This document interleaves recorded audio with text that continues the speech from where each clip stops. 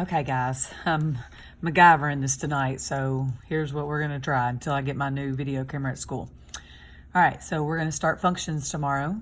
Okay, a lot of y'all are familiar with functions. Functions are where X cannot repeat for something to remain a function. We're gonna focus a lot about that on the next few days.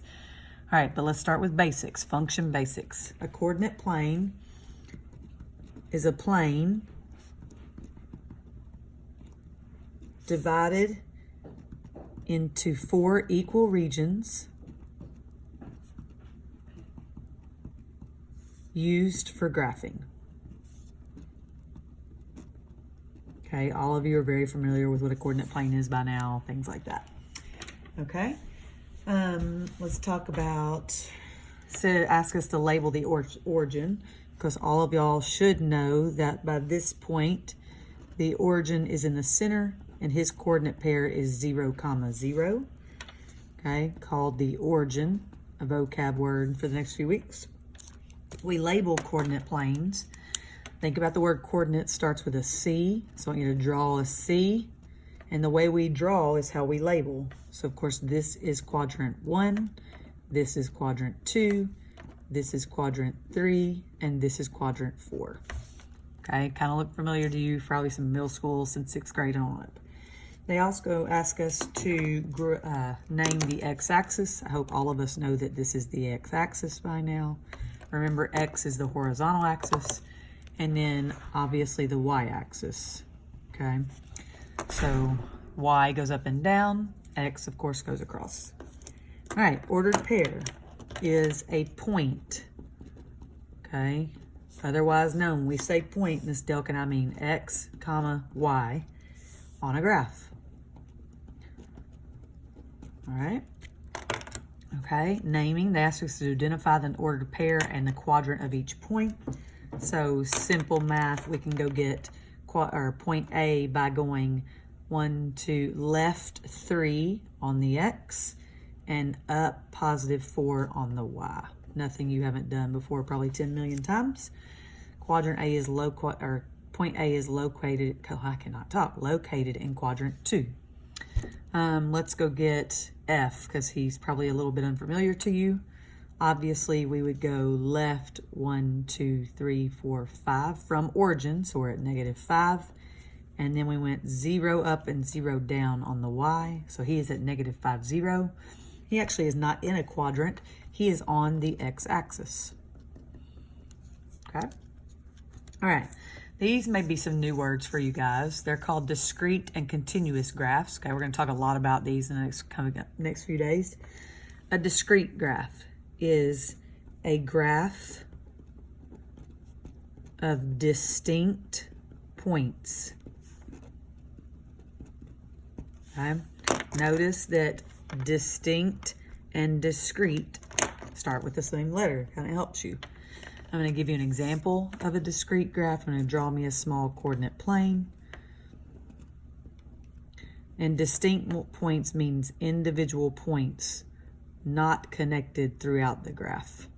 Okay, so a graph of distinct points.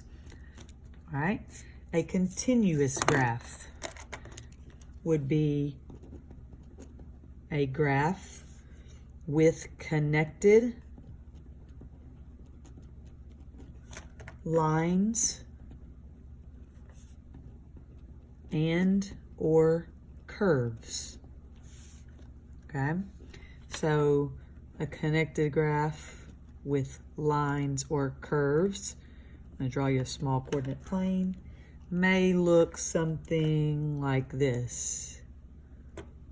Okay, notice it's continuous because I never had to lift my pen when I drew it. All right, I just continuously drew it. These I had to lift my pen every time for distinct dots. Okay, continuous just means connected. Notice here, continuous, connected, distinct, discrete. Same thing right here. Okay, all right, let's flip a page. You've probably seen these before. Okay, notice these are relations. All right, relations in math are just a set of ordered pairs. Okay, notice I said the word set. So here in a minute, you're going to see me use a lot of set notation, which I've just learned about. So it's a set of ordered pairs. And I always just remind you all that the relation X and Y have a relationship in math. So therefore, it kind of helps you just put the two together. All right, the set of X values is called the domain. You may remember that from last year, okay? Set of X values is called the domain. The set of Y values is called the range. I'm hoping you're remembering some of these words. Okay, how I remember the difference, little cheat things we give y'all. See the tail on the Y? Y has a tail and G has a tail. Okay, so it kind of helps you remember. Of course, domain has no letters with tails, so he would be my X. All right, so we're going to kind of show you what it looks like in a relation to do the ordered pairs, the table, the mapping, and the graph. Notice that we have a set of ordered pairs. So do you see our set notation at the end? It's 5 sets of ordered pairs, so we have a distinct set of pairs so that they are set in set notation. If they ask you to identify the domain, remember those are X's.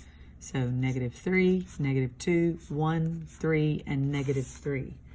So because we have a set of answers, I must put set notation, and I'm going to list them least to greatest, what we've been talking about in set notation. But remember the other rule for set notation is you cannot repeat.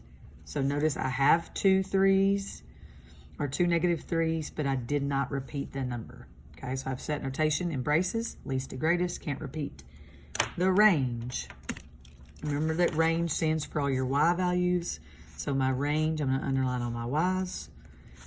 Okay, I have a set of answers when you ask me for that. So I'm going to put them in set notation, least to greatest, can't repeat. Okay. All right, same thing. We're going to take this and go to this table right here. So we're going to take this answer and just put them as a table so that they can see them as a different way. Because functions can be represented by ordered pairs, tables, mappings, and graphs on the end. All right, so I'm going to put my ordered pairs. Notice I'm going to focus on my X's being from least to greatest. Okay, that's the focus this unit is. We always focus on the X. We need him to be least to greatest. Notice I'm just taking these ordered pairs here and matching with their coordinates over here. Okay, so I've taken all these ordered pairs, listing them least to greatest, focusing on the X. All right, in a mapping diagram, I hope this looks familiar to you. In a mapping diagram, we're going to list the domain first in least to greatest order. I can go get that from over here. So I'm going to put -3, -2, 1, and 3. And I'm going to also list the range. And we're going to map them. So the range, also focusing on least to greatest, I can go way over here and get that. So I would put -4, 0, 1, 2, and 5. And the mapping diagram, we're going to map -3 belongs to 1. Okay, -2 maps to 0. Going over here, 1 maps to 2. 3 maps to -4.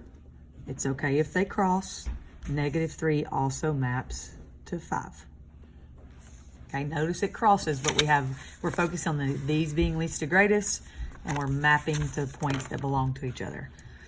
All right, and then we're just going to go over here, and they want us to graph these points. So we're going to graph -3, 1, over -3 up 1. We're going to go over -2 up 0. We're going to go over 1 up 2. We're going to go over 3 down 4. And then we're going to go over 3 down 5. Is that right? Oh, sure. 3 down 5. I think that's it. Okay.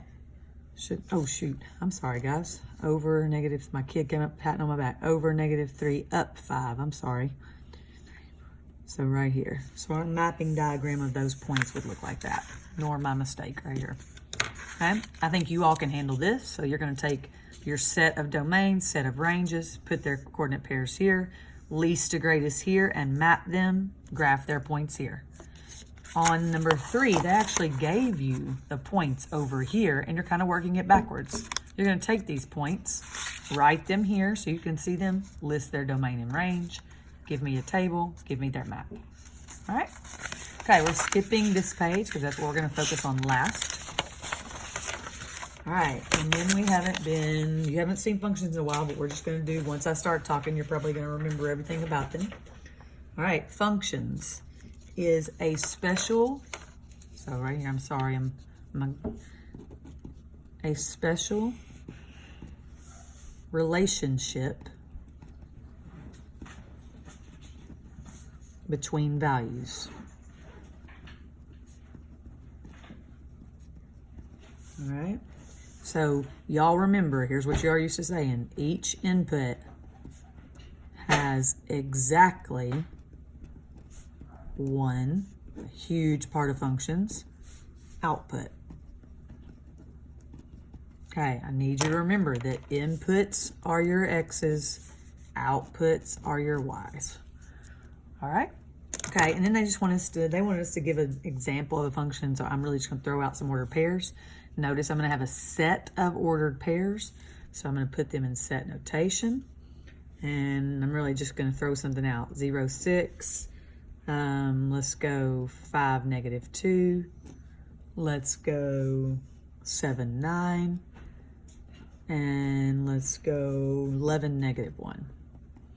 Okay, notice I didn't repeat the X's. If I set them again to myself, I could say 0, 5, 7, 11. Nothing repeated, therefore I am a function. I'm not a function. Let's just give an example. We're going to have a set of ordered pairs. So let's go like -4, 1, -1, 7. Let's go -1, 2. And let's go 5, 6. Okay. All right. If you say your X's, -4, -1, -1, and 5. Notice I repeated -1, therefore I'm not a function. Okay. Remember, the repeating of X is not a good thing. Okay. Now let me get something straight. If I would have repeated -1 and both of these would have had a 7, we would have been talking about this being a function. Okay. But because each input did not have exactly one output, my -1 input had a 7 and 2 output, therefore I broke function rules. Okay, so quickly you're just going to determine if this given relation is a function. Notice that relations is a special form of a function. Okay, so all I do when I'm doing this is say my X's. 5, 3, 2, 0, -1. Notice that I didn't repeat a number when I was talking to myself. Therefore, I am a function. Okay. We can go do number 8 real quick. All right. I'm going to read the X's because functions focus on the X. So reading the X's, I would have 1, 4, -7, 4, -1. Notice I said 4 twice and I didn't repeat the same output. So therefore, I am not a function. Okay. Doing a mapping one, it's easier for some of y'all to see it in ordered pairs. So I would quickly write these ordered pairs by who they're mapped to. So I would write -3, 0. I would write -1, 4. I would write 2, 7. And I would write 4, 0. Those are the mapping of the ordered pairs. This is your set of ordered pairs they're showing you. And I would just quickly say -3, -1, 2, 4. X does not repeat. So yes, this is a function. Okay. Last page quickly. Nothing you haven't seen before. Most of you guys actually called this the pencil test. A lot of y'all get used to calling it the pencil test. All right. So it just says, when given the graph of a relation, the vertical line test can be used to determine whether the relation is a function. The vertical line test states, so easy little notes right here. If a vertical line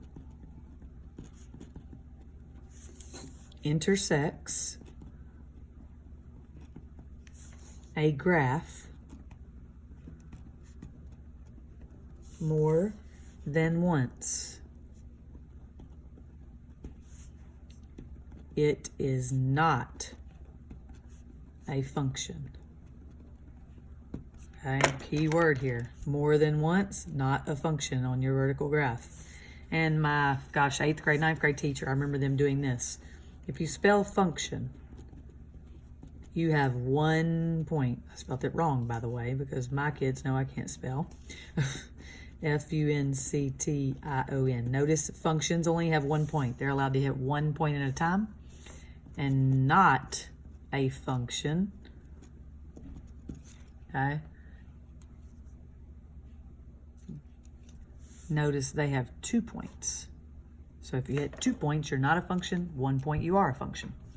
All right, so they want us to quickly draw a function. I'm gonna draw a coordinate plane real quick, make it pretty easy here.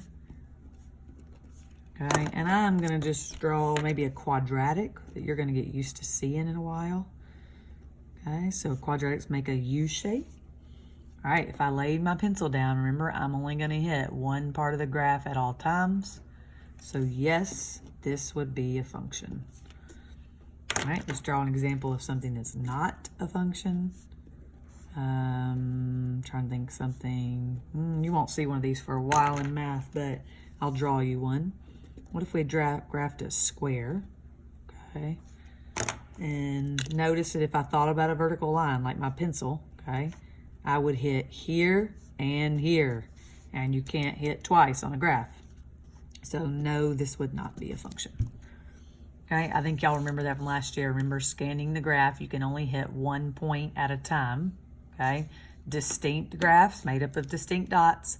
Continuous graphs are most of the rest of them. All of them are continuous. So you can practice that just from last year. It's been a while, but I think you can handle it. All right, the last page, the one I want to focus on the most, because you all have never done this before. So I'm going to zoom my camera in as I'm talking a little bit because I want you to get the point. All right, we're going to practice this a lot tomorrow, but all right, so it says so the big part of Algebra 1 for us is the domain and range of continuous graphs.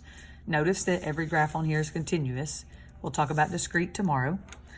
All right, so remember that domain, okay, domain is all your x values.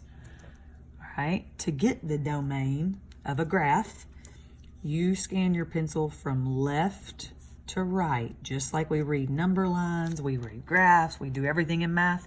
We're going to scan our pencil left to right to get the domain. Now, because you guys have gotten so good at interval notation, we are going to focus on interval notation. Okay, you can see this in inequalities, but we're going to focus on interval notation because you guys are blowing it apart. Ms. Delk and I both agree. You're doing great with that.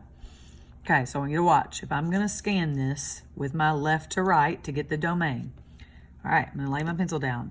I'm going to scan left. The first thing I hit right here is this arrow. And why Ms. Delk and I are so picky about those arrows is because arrows means it technically goes on forever. Forever and ever and ever and ever and ever in this direction. So it's actually pointing to negative infinity. Okay? All right, that's where I would hit. I'm going to scan this continuous graph all the way across. Notice the last thing I hit is also an arrow. That tells me that if I thought about it, this graph's going to go forever in this direction right here. So always just going out this direction. Therefore, he is going to positive infinity. And y'all already know to use parentheses with that because it's kind of open-ended. We don't know where this is going to end. It's never going to end. That's what it's telling you, it's going on forever. All right, when you're doing range, okay, range is all of your y values. We've covered that because I know y'all remember that from last year. We're going to scan our pencil from bottom to top. I start at the bottom, go to the top. All right, if I lay my pencil down, let's watch. I go bottom to top. Bottom, bottom, bottom, bottom, bottom, bottom, bottom. The first point I hit is right here. Of that graph, the first point I'm going to hit is right here. Therefore, the lowest I'm ever going to touch on the y is at -2. Okay, notice that's the -2 on the y. All right, why I put a bracket is because these continuous graphs are made up of billions and billions of closed points. Okay, that's how they form a solid line, is from all those billions of closed points. Therefore, it's a bracket. All right, lay your pencil down, you're here. Think about the highest you're gonna go. Well, this arrow tells me it's gonna keep going up forever as well. It's gonna go right forever and up forever. This arrow tells me he's going to go left forever and up forever. So he is actually going to go to infinity. Okay, that would be his interval notation for domain and range. We will talk a lot about this tomorrow because I understand it's confusing first time, but we're going to talk a lot about it. All right, let's do domain of this one. So notice it's a circle. Okay, I'm going to scan left to right. Here we go. Left, left, left, left, left, left, left. First point I hit, the furthest x value it's going to be is -3 on your x. And remember, that's a closed point because it's a solid line full of billions of closed points. Okay, we're going to scan, scan, scan, scan, scan, scan, scan. All right, and I'm going to get to here. The highest x value I'm ever going to be is +3, closed point. All right, now let's do range. Here we go. Range, we're going to go bottom to top. So bottom, bottom, bottom, bottom, bottom. The lowest I'm ever going to hit is on -3 of the y. Okay, I'm going to keep going up, up, up, up, up, up, up, up, up. Highest I'm ever going to hit on the y is 3. Okay. All right, let's do a line. Okay, simple things. Y'all actually know that lines go on forever in all directions, remember? So this one should be a little easier, but we're going to see if you can handle it. All right, here we go. Left to right, left, left, left, left, left. First thing I hit is an arrow pointing towards -infinity. Okay, scan, scan, scan, scan, scan, scan, scan. Last thing I hit is also an arrow pointing towards +infinity on the x. All right, let's do his range. Watch me. Bottom, bottom, bottom, bottom, bottom, bottom. The lowest thing I hit is an arrow pointing down forever. So he would come from -infinity. Okay, all right. Here we go to the y. We're going to hit, and the highest thing I hit is also an arrow. So he's going to go left forever again and kind of up forever. So he would also be +infinity. And lines are always easy because they go forever in both directions. Okay, always kind of easy. All right, here we go. Let's go domain, left to right. Here we go. We're going to scan left. The first thing I hit when I hit is this arrow for left. Arrows mean -infinity. Okay? Because technically it's the x, so it's going to keep going like this and getting wider on the x forever. All right, scanning, scanning, scanning, scanning, scanning. Last thing I hit, going towards +infinity because it's that beautiful little arrow that makes it easy. All right, let's do his range. All right, we're going bottom. So bottom, bottom, bottom, bottom. Look at those arrows. They're pointing down towards -infinity.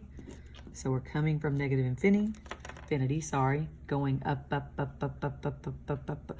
All right, guys, the highest this graph is ever going to touch on the y-axis, okay, the highest y he's ever going to touch is a 5. Okay, I hope it's getting a little more clear to you watching me do this. All right, let's do this diamond. All right, here we go, left to right, left, left, left, left, left, left. The lowest x value I'm ever going to touch is -1, closed, because it's a graph made up of millions of closed points. All right, here we go, scan, scan, scan, scan, scan, scan, scan. The highest x value I'm ever going to touch is at 5. Okay, let's do his domain, or his range, I'm sorry. Bottom, bottom, bottom, bottom, bottom. Lowest x value I'm ever going to touch, -3. Highest value I'm ever going to touch is +3. Okay. Okay, let's do last one. Then we're going to practice this tomorrow, but just kind of watching. All right, right here, let's do domain. Okay, x's. So we're going to go left to right. Left, left, left, left. Okay, look where we hit. That is -infinity, because those arrows mean forever. Okay, watch the furthest thing on the right you're going to touch. Furthest thing on the x-axis I'm going to touch when I'm scanning left to right is +infinity. Okay, you got to be careful with this guy. Okay, at the bottom, bottom to top, here we go. Bottom, bottom, bottom, arrow pointing towards -infinity. Okay, and then it kind of looks like it could bottom out, but notice this is a continuous graph and it keeps going all the way. So if I scan from bottom to top, I'm hitting an arrow at the end, therefore I'm going to +infinity. Okay, all right, we're going to talk a lot about this tomorrow, but at least I gave you something. All right, so I hope you've watched both videos so you can kind of see what we're doing over the next couple of days. Okay, believe me, Miss Delk and I will answer tons of questions, but there wasn't a lot of reason to spend time on this in class on those functions because y'all have heard it, 2 or 3 times already. All right, have a good night.